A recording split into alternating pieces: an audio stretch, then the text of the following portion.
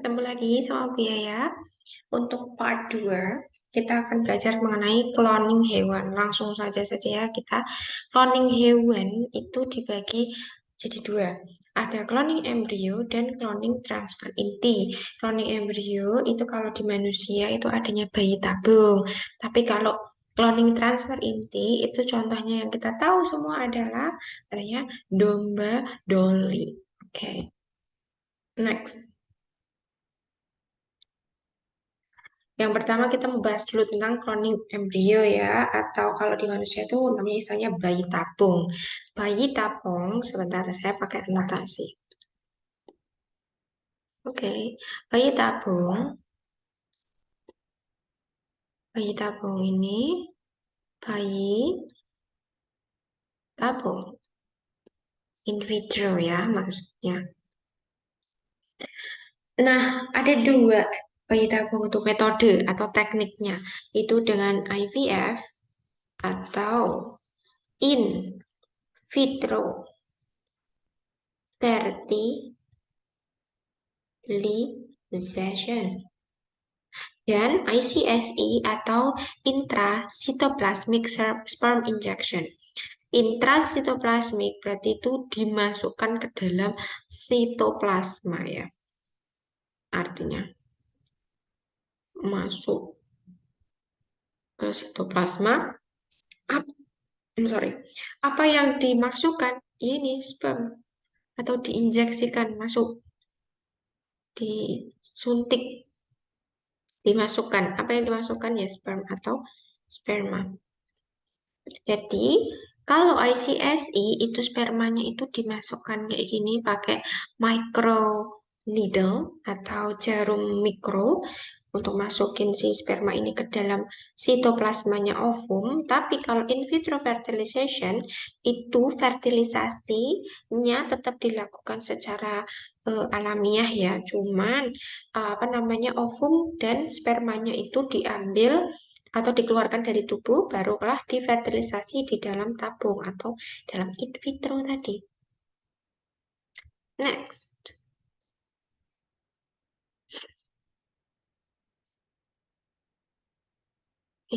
Ngomong next. Nah, dihapus dulu ya. Nah, tadi cloning embrio tadi, bedanya apa sih sama IVF tadi kita udah bahas agak awal tadi ya, tentang IVF. Itu tadi, itu si ovumnya ini masih masih di dalam kan ini kan, itu diambil. Nah, sebelumnya itu ovum itu kan sangat kecil ya. Even apa meskipun ovum itu merupakan sebagian apa namanya sel tubuh kita yang paling besar. Dia ukurannya bisa 1 mili. 1 mili itu udah cukup gede. Maksudnya at least bisa dilihat pakai mata gitu ya. Nah, itu tetap harus dikasih atau diinjeksikan pakai hormon yang bisa membuat si ovum itu menjadi lebih besar lagi. Nah, habis itu diambil si ovum-ovum itu, ini umpamanya ya, kasih petri dish di sini. Nah, itu kemudian si ovumnya itu nanti diambil, I'm sorry, kemudian diambil. Kita juga selain panen ovum, kita juga ambil sperma.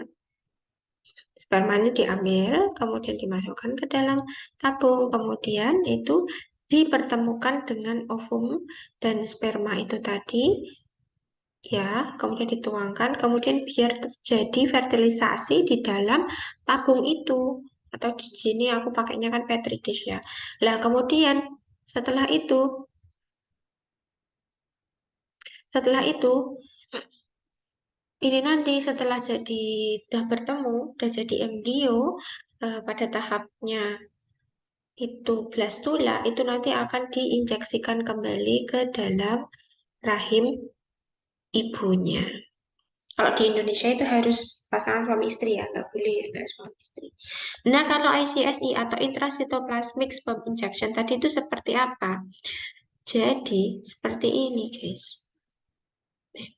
Nah, kita nonton videonya. Intracytoplasmic sperm injection itu. Nggak mau. Nah, Pertama, hey, ini tenang ya. Pertama, ini adalah si apa tadi itu microneedle-nya tadi. Ini di sini kecil ini nggak nampak ya, nggak nampak, cuman kayak kecil aja. Ini tuh adalah sperma, satu sperma ini nanti akan diinjeksikan ke dalam ovumnya ini nanti. Lihat, aduh, kenapa sih? Jelek. Nah, jalan tuh, jalan ini. Nah, ditinggal di sini. Kayak gitu. Jadi kalau si ini tadi, si ICSI ini, tadi ada microneedle dimasukkan ke dalam sitoplasma. Ini sitoplasma ovum ya, ovum. Mungkin ini tuh apa namanya? Kok mungkin sih?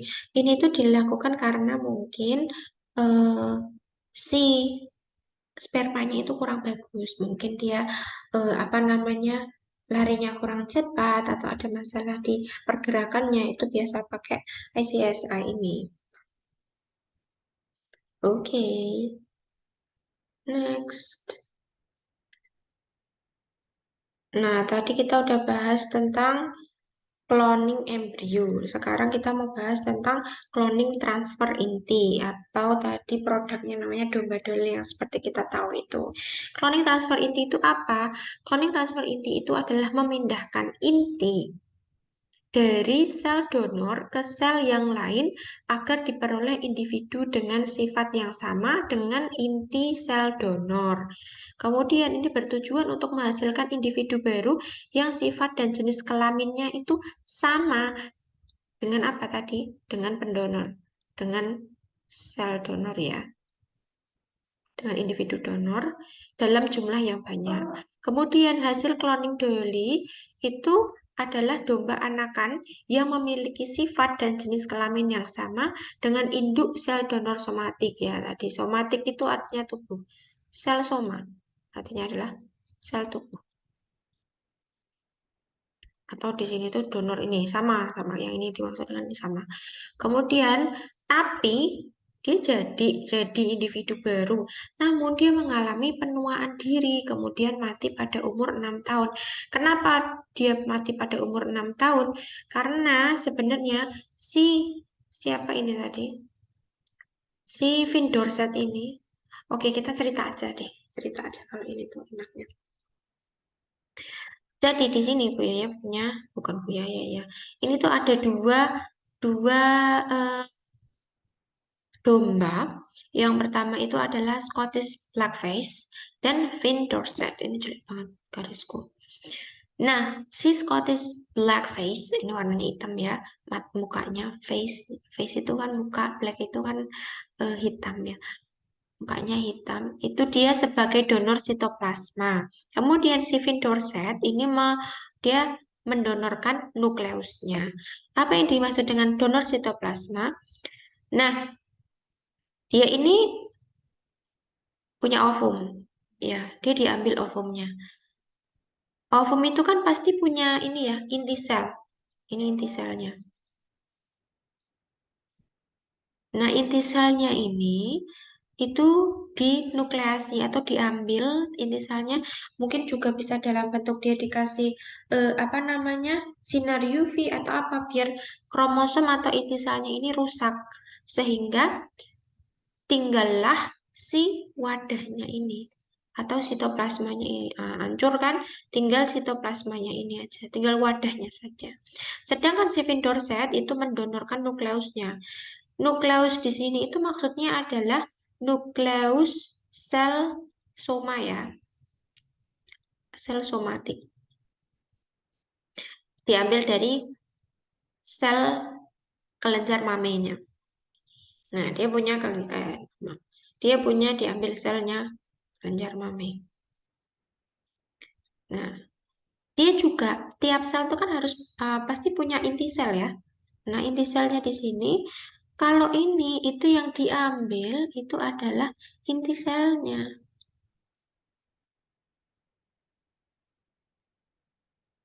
Intisalnya yang diambil. Tinggal intisal. Yang ini tadi tinggal wadahnya. Atau tinggal si sitoplasmanya tadi. Ini nanti digabungin sama ini, jedet gitu, dimasukin ke sini. Nah, si intisalnya tadi dimasukin ke dalam wadahnya. Terus kemudian dikejut listrik. Fungsi dari kejut listrik ini adalah untuk me, apa ya, me-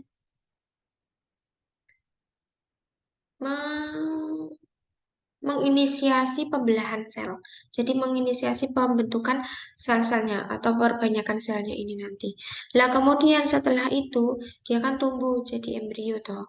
Dia tumbuh jadi morula, kemudian blastula, gastrula.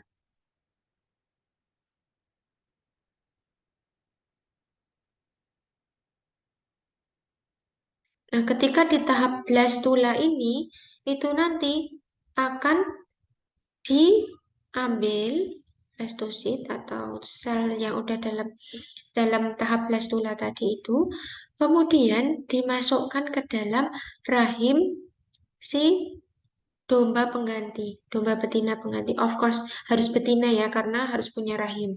Blastosit ini nanti akan dimasukkan ke dalam rahim domba betina pengganti. Nah, kemudian di sini ditanamkan di sini ya. Terus kemudian dia yang akan mengandung si blastosit itu, mengandung embrio itu sampai gede. Kemudian melahirkan yang disebut dengan si doli ini. Doli ini berarti mirip siapa? Doli ini adalah mirip dengan apa namanya? Donor nukleus atau donor sel somatiknya tadi. Berarti mirip sama Vidorset ya. Kenapa kok mirip sama Vidorset? Lah ini yang diambil adalah intinya. Intinya itu kan di dalam ada kromosom, ada DNA-nya kan. Itu yang buat si Dolly itu mirip dengan Vidorsetnya daripada ke Scottish Blackface. Nanti keywordnya tadi apa? Adanya sel telur yang dirusak intinya. Ini tadi sel telur yang dirusak intinya. Kemudian diambil wadahnya saja. Kemudian ada sel donor. Sel donor tadi apa? Ada dua. Ada sel donor sitoplasma. Kemudian ada sel donor nukleus. Nah, sudah. Itu aja.